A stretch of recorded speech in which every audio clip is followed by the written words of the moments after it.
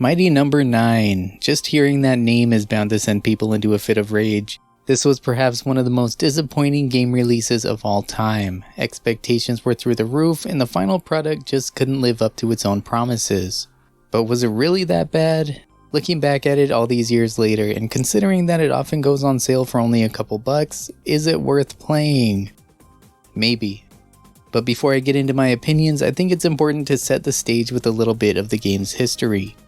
Mighty Number 9 was conceived to be a spiritual successor to Mega Man, and it comes from the mind of one of Mega Man's original creators, Keiji Inafune, pardon my pronunciation. By 2010, Inafune had spent 23 years working for Capcom, but after the company cancelled Mega Man Legends 3 and showed little interest in developing any new Mega Man games, he decided to leave and start his own game development company called Concept. The company put out a few largely forgotten titles before announcing Mighty Number 9 in 2013. Mighty Number 9 would be the classic 2D Mega Man-like game that fans had been waiting for many years. The project launched on Kickstarter and reached its goal in only 2 days. By the end of it, the game managed to rack in over $4 million, which was 4 times its original goal. Over 67,000 people backed the game, making the game's end credits almost 4 hours long. People were hyped beyond belief for this game. The project was helmed by a bunch of renowned industry veterans. They had all the resources and the talent to make something truly amazing. Then 3 years later, it finally came out to a unanimously negative reception. What happened? Look, I'm not going to start speculating, pointing fingers, or accusing anyone of mismanaging or stealing the game's funds. There are other videos out there for that. I will just paraphrase what Inafune himself said. It was more difficult, time-consuming, and costly than they had imagined. They tried to make a good game. People didn't like it. At least they tried. They wanted this to be a successful new franchise that would spawn sequels. In the end, it didn't even make it to all the platforms they originally promised. But with all that out of the way, is the game actually that bad? I decided to find out for myself. I picked the game up for less than $2 a while back. I went in with absolutely zero expectations. Actually, my expectation was that it would be terrible, and it wasn't. Now, it wasn't spectacular either, mind you, but it's far from being a horrible game.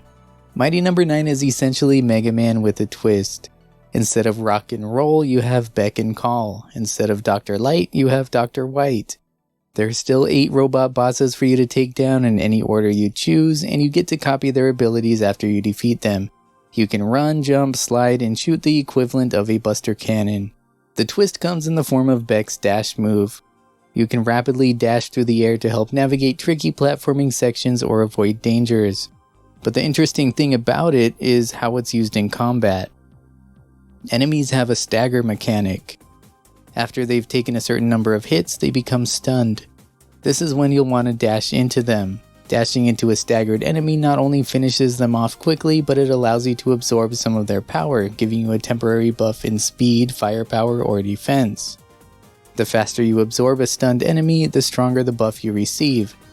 This mechanic really encourages you to move quickly and play aggressively. Overall, I found the gameplay loop to be very fun and rewarding. Now, just a disclaimer, I am absolute trash at Mega Man games. I have never managed to beat even one of them, unless you count Battle Network, but I wouldn't. In theory, I'm a big Mega Man fan. I love the character, I love the idea of the games, but I'm just so bad at them, and I find them a little bit too intimidating sometimes. Mighty Number 9 has multiple difficulty settings and lets you choose how many lives you get per stage, up to 9. I finished the game on normal difficulty, but upped the number of lives to 9. This was just about right for me. Parts of the game were a cakewalk, but a few of those bosses took well over 10 attempts to beat. Each stage is interesting in its own way with different mechanics that affect gameplay. The fire level, for example, is full of falling structures that you have to watch out for and puddles of oil that enemies can set ablaze. The water level harkens back to the water levels in Mega Man games where you move a bit slower but jump extra high. Each stage offers something new and challenging, and they're pretty easy on the eyes too. Which I sadly can't say about the game's graphics as a whole. The robot designs are very cool and Mega Man-like, and the environments, as I mentioned, are pleasing to look at. But the human characters and scenes between levels are just painful to look at. Look at these people. Look at these backgrounds. It really does look like a low effort, low budget game in these instances.